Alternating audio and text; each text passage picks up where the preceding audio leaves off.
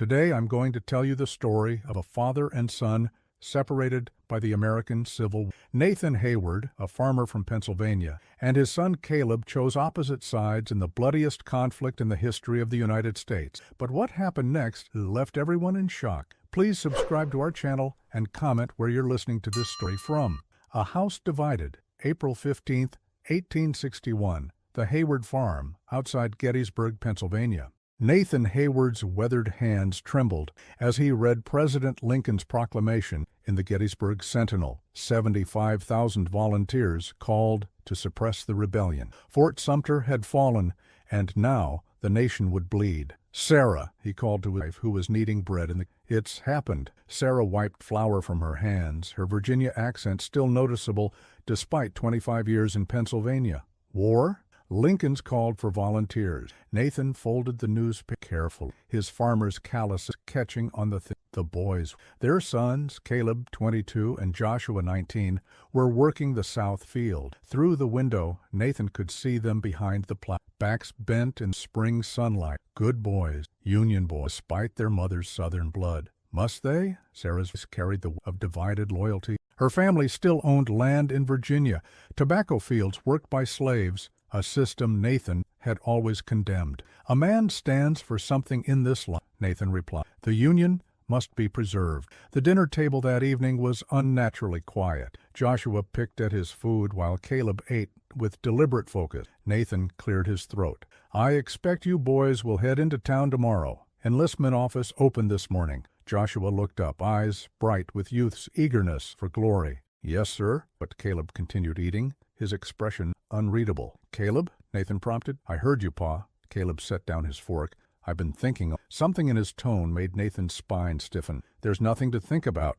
Lincoln's called, and we answer. I've been exchanging letters with Uncle William." Caleb met his father's gaze directly. Sarah inhaled sharply. Her brother William owned a plantation outside Richmond, a correspondence Nathan had never approved of. And he makes compelling arguments, states' rights, about northern aggression. The words hung in the air like gunpowder. Nathan set down his knife, deliberate. Those are slave owners' argument. "This isn't just about slavery." Caleb leaned forward. "It's about whether the federal government can dictate." "It is precisely about slavery." Nathan's fist struck the table, rattling plates. "All this talk of states' rights. Rights to do what? To own human beings." "Nathan, please," Sarah intervened. "Let him speak. There's nothing to discuss." Nathan glared at his eldest son. "No son of mine will parrot treasonous nonsense at my table." Caleb stood slowly. "I'm not enlisting for Lincoln." The kitchen fell except for ticking of. Joshua stared at his brother in disbelief. "What are you saying, Caleb?" Nathan's dangerously. "I'm writing to Virginia next. Uncle William says they need men, too." Nathan rose so abruptly his chair toppled backward. "No son of mine will fight for the South." "Nathan!" Sarah grabbed his arm, but Nathan shook her off, advancing toward Caleb. "Have you lost your mind, boy? They fired on the American flag. They've broken their oath to the Union. They're defending their homes against Northern interference." Caleb shot back. "Virginia will secede any day now. That's Mother's home." "Your home is here," Nathan roared, "on this Pennsylvania soil that I've worked for 30 years. This is my home," his voice steadying. "But that doesn't mean the South is wrong." Nathan's face darkened. "If you ride south, you are no longer my son." "Nathan, don't!" Tears streaming now. "He's your flesh and blood. Not if he wears a gray coat. Not if he raises arms against his country." Caleb's jaw tightened. "I'll go upstairs and pack." "Caleb, please. Think about what you're doing." But Caleb turned away, his shoulders set in the same stubborn line as his father's. Nathan grabbed his coat from its peg. He'd air. The door slammed behind, leaving Sarah weeping at the table and Joshua staring after his brother. Outside, Nathan strode through fields he'd planted with his son since they were old enough to walk. Wheat was just beginning to green the south pasture. By harvest, would his boys be carrying muskets instead of scythes? Would they be shooting at each other across some Virginia field?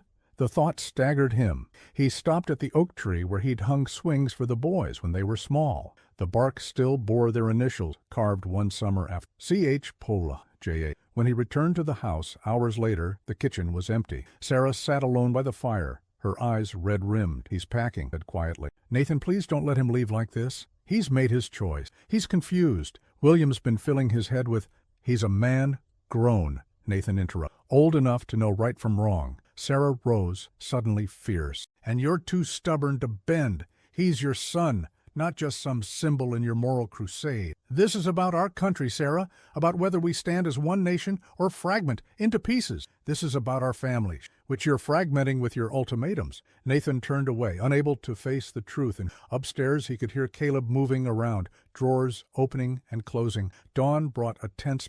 Caleb appeared with a packed bag and his grandmother's Bible. Joshua watched miserably as his mother pressed food into Caleb's hand. The Richmond train leaves from Baltimore, Caleb said to no one in particular. Nathan remained by the fireplace, refusing to look at his son. If you walk out that door, don't plan on walking back through it. Nathan, Sarah. It's all right, Ma. Caleb's voice was steady, though his eyes glistened. Paz made himself clear. He turned to his brother. Josh, take care of them. Joshua nodded wordlessly, caught in an impossible position. At the door, Caleb paused. I don't expect you to understand, Pa, but I have to follow my conscience, same as you taught us. Your conscience is leading you to treason, Nathan. Caleb's shoulders slumped. Then he straightened, nodded to his brother, and walked out. Sarah ran to the window, watching their son mount his. Nathan, stop him! But Nathan remained frozen, pride and principle holding him in place, like iron chains. Only when the sound of hoofbeats had faded did he allow himself to approach the window, staring at the empty road where his firstborn. What have you done? Sarah, with grief hardening into anger. What have you done to our family? Nathan had no answer. The morning breeze carried the scent of plowed earth and coming rain. Spring planting would continue. Life would continue. But something had broken. The Hayward, something that, like the nation itself, might never be whole. Two uniforms. July 1861. 3 months since Caleb had ridden. Nathan wiped sweat from his brow as he and Joshua loaded the last hay wagon. Summer heat shimmered across Hayward Farm, now understaffed with Caleb gone, and 3 farm hands enlisted in the Union Army. We should head to town, said, glancing at the sun. The regiment leaves at noon. Joshua nodded, his young face solemn beneath his new kepi. The 71st Pennsylvania had finished training, and today they'd march to Washington. The farmhouse was quiet. They entered. Sarah sat at the kitchen table, mending Joshua's spare uniform. Her eyes were red-rimmed, but her fingers moved steadily. The wagon's ready, Nathan said gently. Sarah nodded, without looking up. I've packed extra socks and the salve for blisters. Joshua knelt beside her. I'll write when I can, Ma. Your brother said the same. Caught. No letters had come from Caleb. Rumors reached them. Virginia had joined the Confederacy. Richmond was now its capital. The ride to Gettysburg passed in silence. The town square bustled activity. Women waving handkerchiefs, children running alongside, forming ranks. Old men recounting Mexican war stories to anyone who'd listen. There's Henry and Thomas. Joshua pointed to neighbor's son in blue uniform. Nathan clasped his son's shoulder. You stick together. Watch each other's backs. Yes, sir. Joshua straightened, suddenly looking older. Sarah embraced him fiercely. Come home to us. As drums began to beat, Joshua joined his company. Nathan stood tall, pride warring with fear as his younger son marched. Sarah clung to his arm, her composure finally breaking as the last soldiers disappeared down the Emmitsburg road. Both my boys gone, to kill each other. Nathan had no reason. The same thought haunted his dreams. That night, alone in their too quiet house, Sarah finally spoke the words, simmering since a. This is your doing, Nathan. My doing? He looked up from Lincoln's latest proclamation. You drove Caleb away with your certainty, your ultimatums. He chose treason. He chose his conscience. Sarah's palm slapped it. Just as you taught him. I never taught him to betray his country. You taught him to stand by his principles, even when difficult. Her Virginia accent thickened with emotion. Did you expect him to ignore half his heritage? My family. Your slave-owning family? Sarah's eyes flashed. My family who will now face your Union Army, perhaps face Joshua himself. The terrible possibility silenced them both. It couldn't stop him, Nathan finally said, voice hollow. Either of them. You didn't try with Caleb. Sarah's words cut.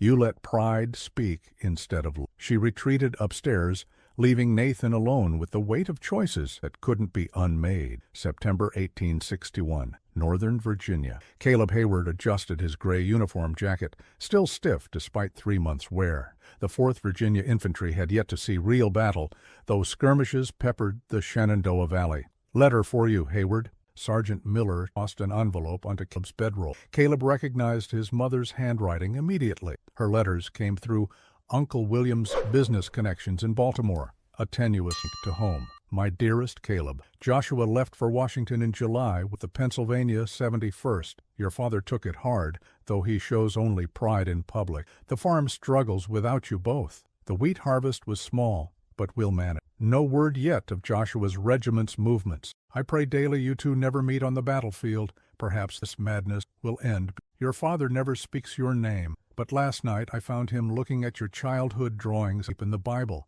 His heart hasn't hardened completely, though his words remain harsh. Please write when you can. Be safe, my son. Your loving mother. Caleb folded the letter carefully. His throat tightened at the mention of Joshua. They'd never been separated before this war. Bad news? Asked James Taylor, his tent mate from Richmond. My brother joined the Union Army. James whistled low. Tough luck. My whole family's in gray. Half of mine wears blue. Caleb tucked the letter into his breast pocket. My father probably wishes I'd been killed at Manassas. Battle's coming soon enough. General Johnston's moving us toward Washington. That night, Caleb wrote in his journal by candlelight, I wonder if Pa understands I'm fighting for Virginia's right to determine its own future, not for slavery itself. Uncle William insists the North wants to destroy our way of life entirely. Perhaps he's right, but I can't help questioning what parts of that life deserve preservation. Some men here speak of slaves as property, nothing more. It turns my stomach. Yet I cannot accept that Lincoln has the right to force states to bend to federal will through military might. I miss the farm, miss Ma's cooking, miss even Pa's stern lecture. Joshua most of all.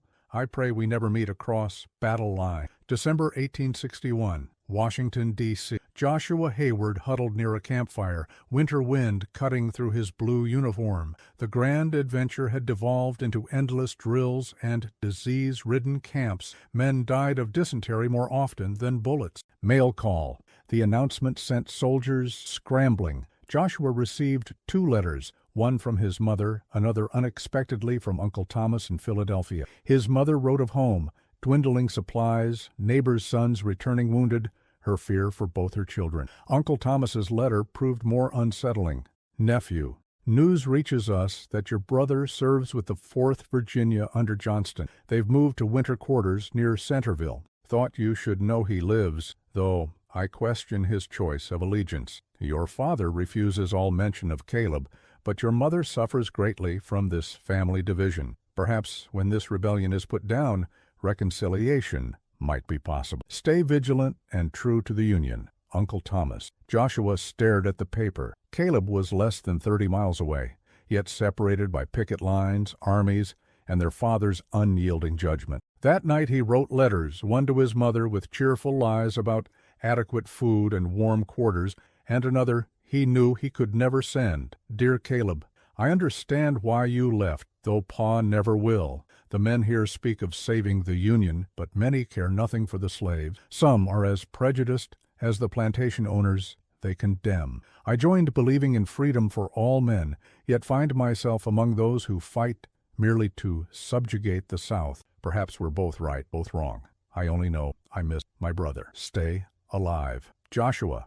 He burned the unsent letter in the campfire, watching his words dissolve into ash and smoke.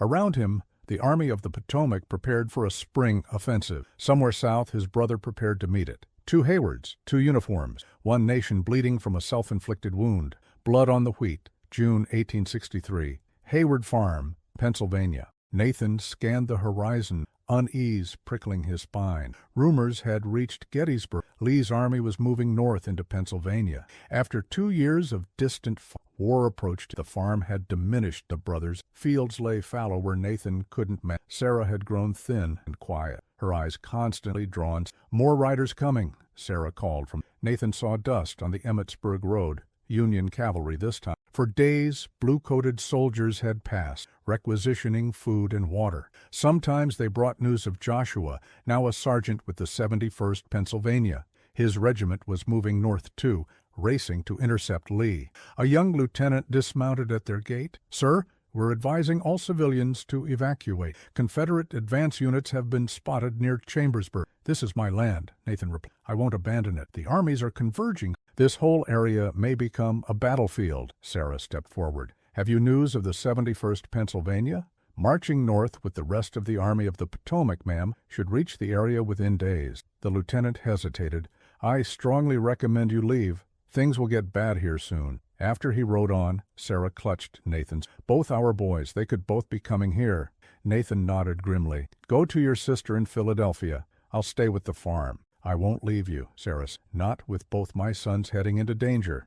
That night, they packed valuables and essential papers into the root cellar. As Nathan boarded windows, Sarah baked extra bread. Neither spoke the fear aloud. Their sons might die on their own farmland the same day. Near Frederick, Maryland, Caleb marched with Ewell's corps of the Army of Northern Virginia, feet blistered, uniform ragged after 2 years of war. He'd survived Fredericksburg and Chancellor, earning a corporal's stripes and a wicked scar along his ribs. Virginia boys heading to Pennsylvania, James Taylor remarked beside him. Never thought we'd take the war to the... Caleb remained silent. Each step north brought him closer to home, a home he'd been forbidden to return to. That evening, he studied his tattered map, firelight. Their route would take them near Gettysburg, perhaps through it, through Hayward Farm. Captain wants to see you, Hayward, a private. Captain Monroe sat reviewing reports in his tent. Corporal, you're from Pennsylvania, correct? Yes, sir, near Gettysburg. Good. General Ewell needs scouts familiar with the territory. Your name was suggested. Caleb's pulse quickened. When would I leave? Dawn. You'll ride ahead with Lieutenant Marsh. The captain studied him. Any reservations on scouting your home state? No, sir, Caleb. My loyalty. But as he prepared his gear, Caleb's hands trembled. He might see seeing him in Confederate the July 18th. Outside Gettysburg, Joshua crouched his company west of town as cannon fire echoed from Seminary Ridge. The battle had begun at dawn. Union cavalry engaging Confederate infantry. 2nd Corps is moving up, his captain. We'll reinforce the ridge. As they double-timed toward the fighting, Joshua scanned the rolling landscape. Somewhere beyond those hills lay home. Were his parents. Had they evacuated? The regiment deployed near the Lutheran Seminary, where Union forces were already falling back under a Confederate pressure. Joshua led his squad into position, rifle ready. Pennsylvania boys defending home soil, Lieutenant encouraged. Make it count. The battle intensified through the air. Joshua's world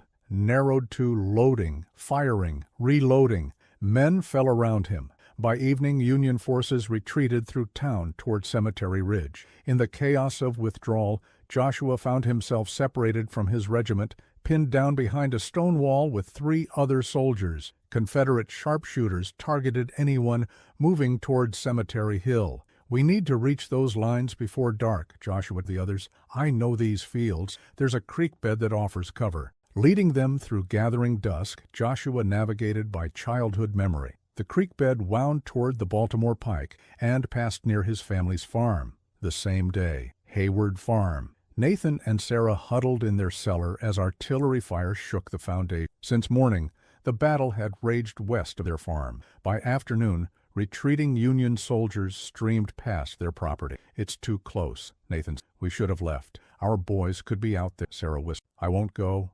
As darkness fell, the fighting subsided. Nathan ventured upstairs, peering through boarded windows. Campfires dotted Cemetery Ridge to the west. Wounded soldiers had collapsed near their barn. I'm going to help them, he told Spring Medical Stock. Outside, Nathan found 3 injured Union men. As he bandaged a young private's leg wound, hoofbeats approached from the south. Get inside, Nathan urged. Might be Confederate scout. He retreated to the shadow of the barn as riders appeared. 4 men in gray uniforms moving cautiously along the tree line. The lead rider dismounted, studying the farmhouse, silent. Even in darkness, Nathan recognized his son. Caleb stood 30 yards away, Confederate kepi in hand, staring at his childhood home. Nathan's breath caught. 2 years of anger and grief crystallized into this impossible moment. Before he could decide whether to reveal himself, movement flickered at the edge of the field. 4 figures crawled through the creek bed. Nathan recognized Union uniforms, soldiers separated from their units, using the creek for cover. The lead soldier raised his head to orient himself. Joshua. Nathan's heart stopped. Both sons, unaware of each other's presence, separated by yards of darkened wheat field. One in blue, one in gray. Then a Confederate rider spotted the Union soldier. "Lieutenant, Yankees at the creek!" Rifles swung toward the exposed men. Without thinking, Nathan burst from hiding. "Stop! Don't shoot!" All eyes turned to him. In the chaos of shouting and raised weapons, Nathan stumbled forward, placing himself between his sons. "Pa?" Joshua's voice, incredulous. "Father!" Caleb simultaneously. Nathan stood frozen between Confederate and Union rifles, between his two sons, seeing each other for the first time in 2 years, across enemy lines, weapons drawn. "These are our fields," Nathan's voice. "This is our home. You will not shed each other's blood on this ground." For one suspended moment, no one moved. Father and son stared at each other in the gathering darkness, while around them the armies of a divided nation prepared for the battle's second day. Reconciliation. "Lower your weapons," Caleb ordered his Confederate scouts. His voice, "That's my father and my brother." The lieutenant beside him hesitated. "Corporal, those are Union soldiers. Please land. I give you my word they won't report our positions tonight." After a tense moment, the Confederates lowered their rifles. Joshua and his men did the same, emerging cautiously from the creek bed. Inside. "All of you. No uniforms tonight, just men seeking shelter." In the kitchen, Sarah froze at the doorway, disbelieving. Her sons stood before her, Caleb leaner, harder, a scar visible at his collar, Joshua taller, his boyish face weathered by war. "My boys," she whispered, embracing. An uneasy truce settled over the farmhouse. The Confederate lieutenant and his men took the barn, while Joshua's Union soldiers occupied the parlor. The family gathered in the kitchen, speaking in low voices. "Your regiment?" Nathan asked Joshua. "Cemetery Ridge with the rest of 2nd Corps. I got separated during the retreat through town." Joshua couldn't stop staring at his brother. "You're with Lee's army?" Caleb nodded. "Ewell's Corps. We're positioned north of town." He turned to his father. "You should leave, both of you. Tomorrow will be worse than today. This is our home." Nathan's silence fell. 2 years of separation, of hardship and bloodshed, created a gulf wider than the kitchen table between them. "I never thought I'd see you in that uniform," Nathan finally said to Caleb. "Nor I you," Caleb wrote to Joshua. "Sergeant's stripes, too." "You're a corporal," Joshua. "Would have been sergeant if I hadn't questioned orders at Chancellor's." A ghost of a smile touched still too much of Pa's stubbornness in Nathan's weathered face remained impassive, but his hands trembled slightly on the table. "Have you seen much fighting?" Sarah asked with attention. Both sons answered with the names that had become legend. Antietam, Fredericksburg.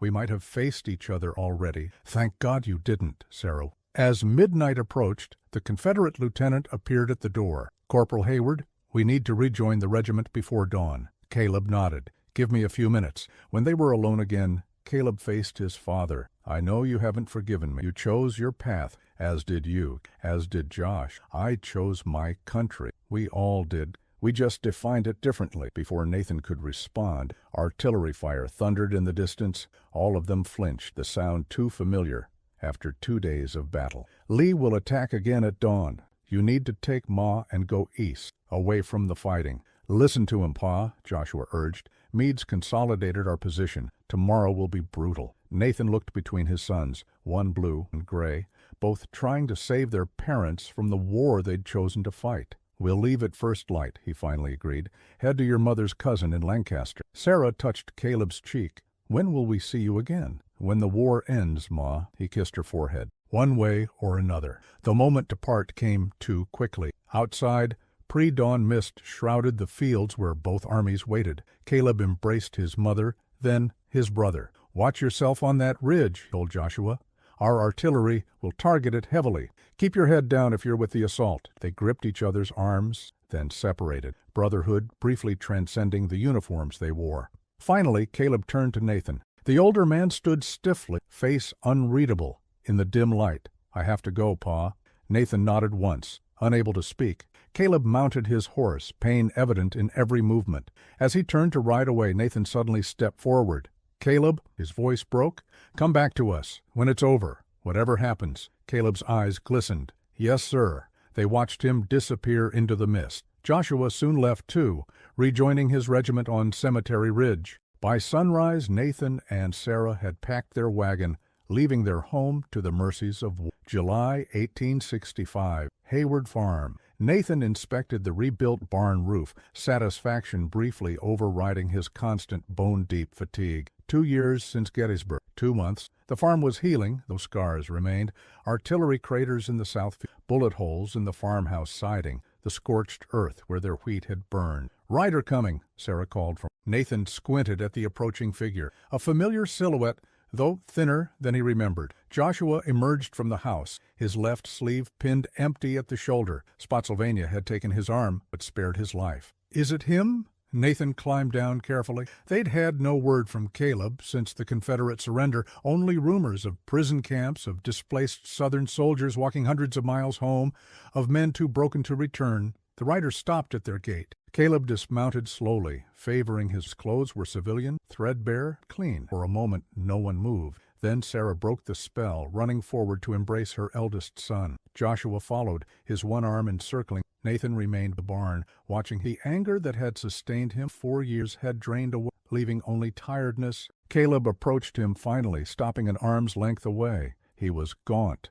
his eyes haunted by whatever he'd witnessed. A man now, not the boy who'd ridden away in righteousness. "The war's over," Pod quietly. "So they tell me." Nathan studied his sons. "You've been where?" "Prison camp in Illinois until May, then working my way home." Caleb glanced at the rebuilt barn, the mended. "Wasn't sure I'd be." "You heard what I said that night. Come back to us when it's over." "I heard." Nathan closed the distance between them slowly. "I meant it." The embrace was awkward at first, fierce, a father holding his son, as if to assure himself the young man was real, alive, was home. "I was wrong," his voice rough against Caleb's shoulder. "Not about the Union, about forcing you to choose between your conscience and your family." Caleb pulled back, eyes. "And I was wrong to think this country could be divided without destroying it, without destroying us." Together they walked toward the house, where Sarah and Joshua waited on a porch. Above them, an American flag, tattered but intact, caught the summer breeze. The nation had survived, changed, the Hayward family too. Some wounds would never fully heal,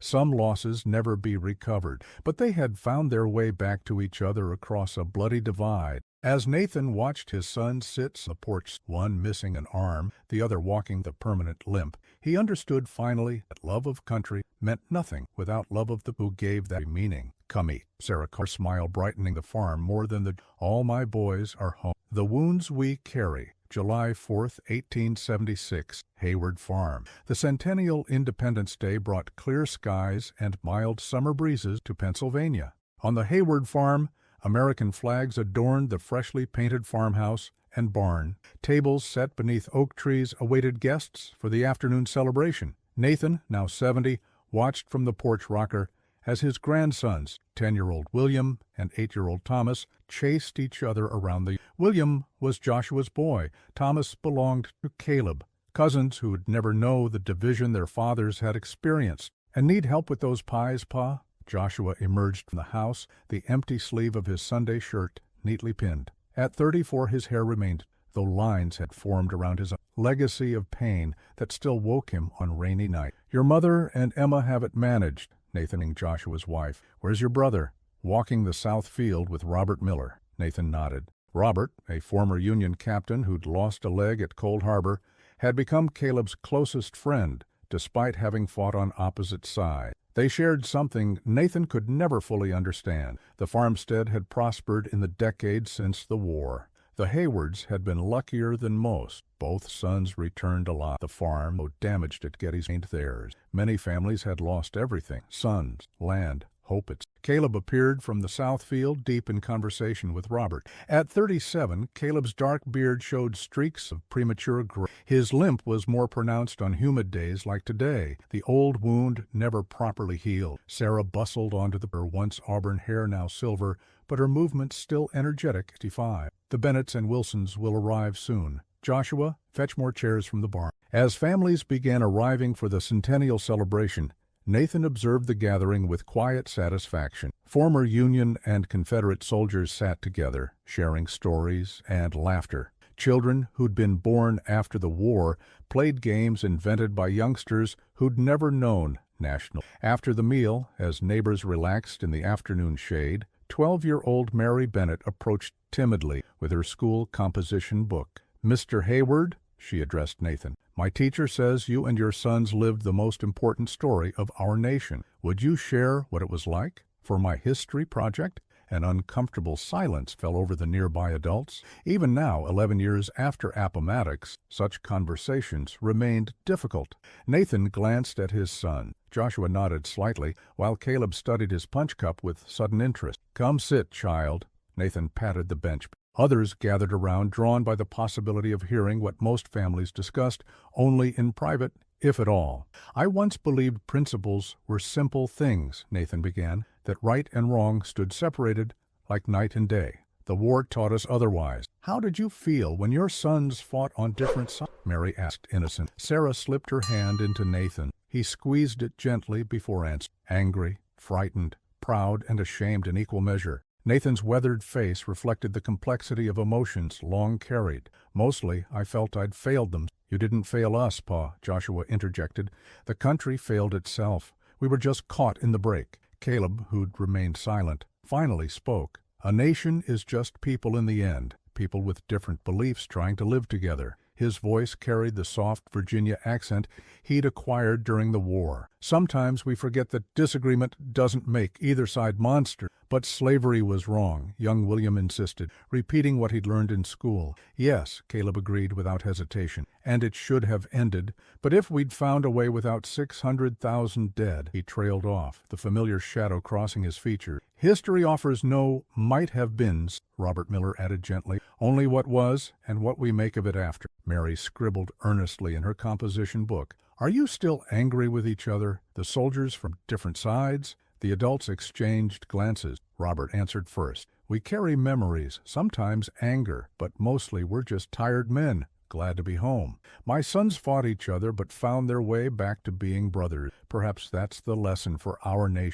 As afternoon stretched toward evening, the conversation shifted to lighter topics. Fireworks were planned in town at dusk, celebrating 100 years of a nation that had nearly destroyed itself at 50. Later, Nathan found his sons at the fence line, overlooking wheat fields, gilded by sunset. The land where Union and Confederate lines had once faced each other now yielded peaceful. "Difficult day?" he asked, noting their solemn expressions. "Or fade, Caleb. I still dream of Gettysburg, of what might have happened if we'd met in battle instead of here at home. But we didn't. That's what matters." Nathan studied his sons, one who'd fought to preserve the Union, one who'd fought to break it, both now working side by side to rebuild something stronger than what had been broken. "Your disagreement nearly destroyed this family," Nathan said quietly, "just as it nearly destroyed the nation. The miracle isn't that we were right or wrong." He placed a hand on each son's shoulder. "The miracle is we found our way back to." As darkness fell, they watched distant fireworks bloom over the town once devastated by war, now celebrating national unity. On battlefield, where men had once killed their countrymen, children now played and farmers harvested crops. The wounds remained. The nation the Hayward family carried would never fully. But they had learned the most difficult lesson of democracy, that citizens can disagree fiercely without becoming enemies, that family bonds can transcend political division. As the last fireworks faded, 3 generations of Haywards walked back toward the lamplit farmhouse, a single family that had nearly been torn apart, now moving forward together into America's second century.